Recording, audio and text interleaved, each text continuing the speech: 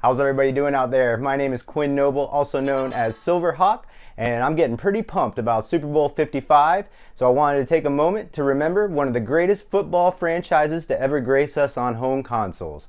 So sit back, relax, and grab your favorite football snack as we take a look back at Tecmo Bowl.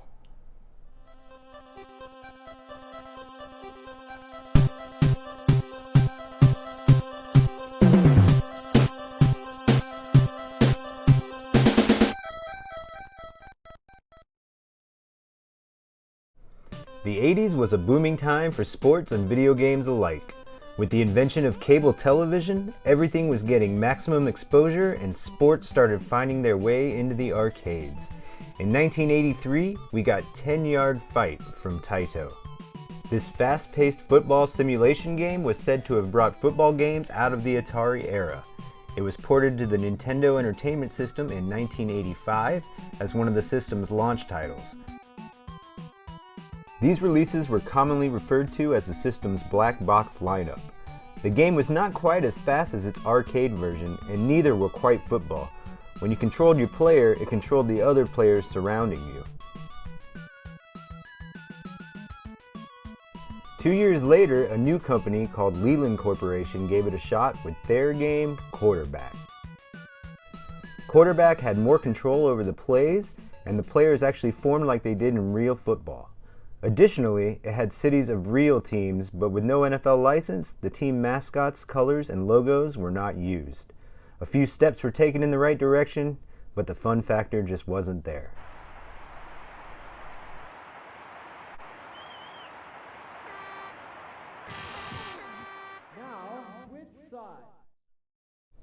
At that same time, an up-and-coming company called Tecmo was working on a game of their own, aptly titled Tecmo Bowl. The first version of Tecmo Bowl was released sparsely into arcades worldwide. It's a very large, semi-rare cabinet. It has a mirror dual monitor presentation that is very similar to the Smash arcade hit X-Men. It's an arcade-style football game that can be played with up to 4 players.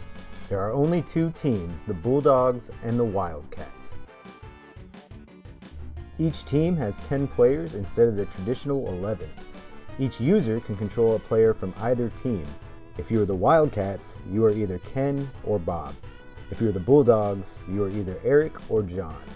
Your quarters supply you with time. 1 quarter equals 1 minute. If you run out of time, the game is over. There are no plays to pick. You decide who to throw it to before the snap. For me, this resulted in a lot of interceptions. Kicking is also very difficult. The meter goes very fast, but I think that adds to the arcade-style fun. Also, on 4th down, there is no field goal or punting options. Just 4 downs hard. The game did something that all the others could not. It painted that fun football atmosphere. Even at the end of the game, the fans are ripping down the goalposts.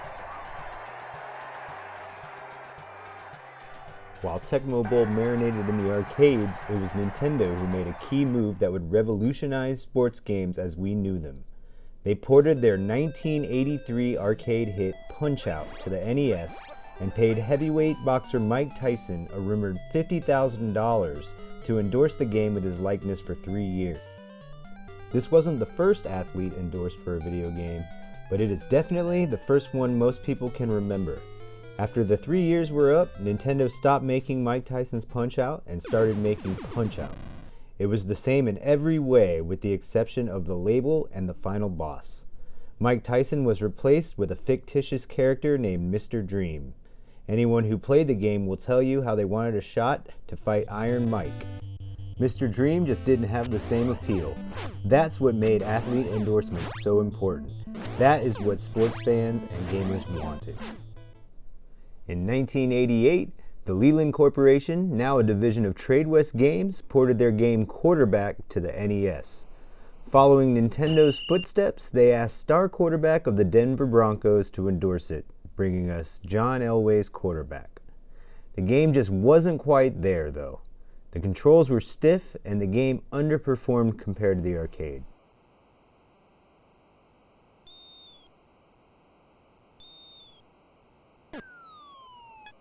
Quarterback was released in 1989 along with 2 other football games. One of those was NFL Football by toy company LJN. They were able to secure an exclusive NFL license to feature all 28 of the league's teams and logos. The NFL license was about all the game had to offer, really. NFL football is very slow and clunky. And to this day, I'm not really sure how to play it, as there's no screen to show me the plays that I'm picking. NFL football just isn't a good game, which seems to be a trend with most LJN games. The other game released that year was Tecmo Bowl. Tecmo wasn't able to secure the exclusive NFL license, however, they did manage to get a license from the NFL Players Association, which to me seems to be the better deal. For the first time on a home console, you could play as your favorite NFL players. Well, at least some of them. With one license and not the other, Tecmo was able to have real players, but not the real teams or logos. There were only 12 teams, so if you were a fan of, let's say, the Tampa Bay Bucks or the Kansas City Chiefs, well, I guess you could play NFL Football by LJN. There are 3 game modes to choose from: 1 player, 2 player, and coach mode, where you pick the plays and let the computer run them. I'm not really sure who would want to play something like that. I'm looking at you, EA Sports. It starts you at the beginning of the season, however, there is a password system in place to continue your season so you can eventually reach the final game and win the coveted Tecmo Bowl trophy. Each team has their own unique playbook, and there are 4 plays to choose from. 2 are running plays and 2 are passing plays, unless you play as Miami or San Francisco, who have 3 passing plays and 1 running play. This made sense at the time because these teams had pass-heavy offenses led by Dan Marino and Joe Montana. The defense gets the same playbook as a blind attempt to guess the play. When the defense guesses it right, it usually results in a sack or an interception. It isn't usually a score fest, seeing that the defense is usually faster than the offense and can chase them down. That is, unless you play as Bo Jackson, who is notoriously known for being abnormally fast in this game. Most fans of this game won't even play against or use Los Angeles due to the unfair advantage one player will have over the other.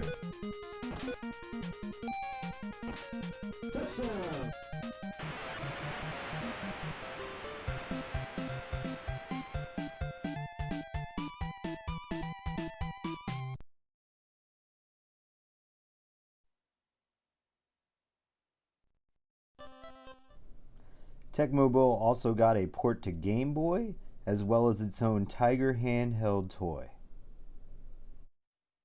In 1991, Tecmo was able to secure both the NFL and the NFLPA license.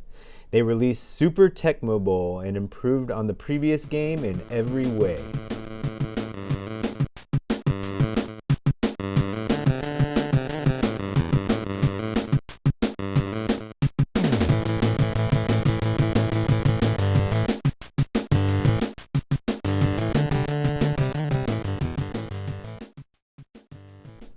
More game modes were available this time around, including a full season and a Pro Bowl.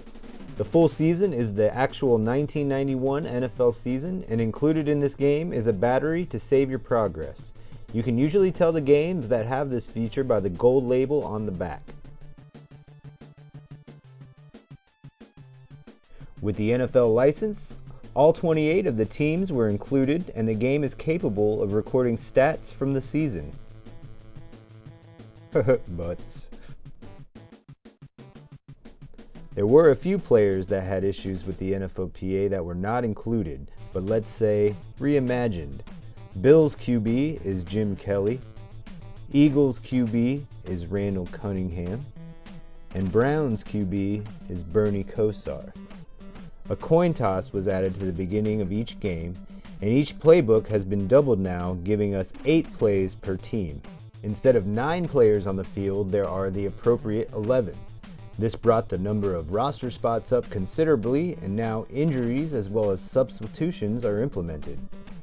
There are still dominant players, take for instance Lawrence Taylor of the New York Giants. Any QB playing against him was at a disadvantage as he easily penetrated opposing defenses. With the addition of the Kansas City Chiefs, the Nigerian Nightmare Christian Okoye was added to the roster. This was said to level the playing field as he is rumored to be just as good as Bo Jackson in the game.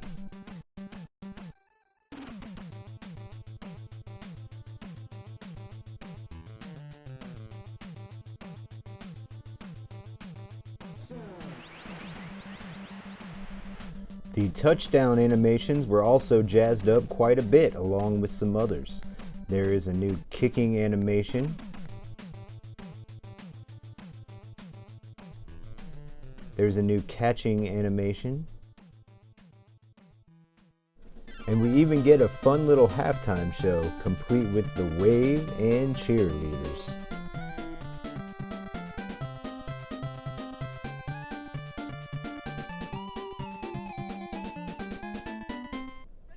The game speed was slightly sped up and fumbles were also added to the gameplay mechanics, making Tecmo Super Bowl the only football game that anybody talked about, and definitely the preferred football game on the Nintendo Entertainment System. The Tecmo franchise continued on to the 16-bit era with releases on the Sega Genesis and the Super Nintendo systems, and then also had a release on the Sony PlayStation. That quickly came to a halt when EA Sports and their Madden franchise started to take over video game football as we know it. There was a resurgence in 2008 when Tecmo Bowl Kickoff for the Nintendo DS was released.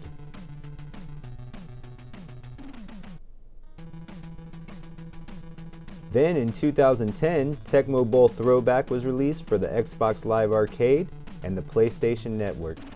Neither one of these releases will be remembered like their 8-bit successors. To this day, Tecmo Bowl remains a cult phenomenon. The Bo Jackson exploitation has now become a Kia commercial, as well as a bit on an episode of Family Guy. Bo Jackson says he has never played the game. Tecmo Bowl was rated number 30 in Nintendo Power's Top 100 featured in their 100th issue. This list also included Super Nintendo as well as Nintendo 64 games.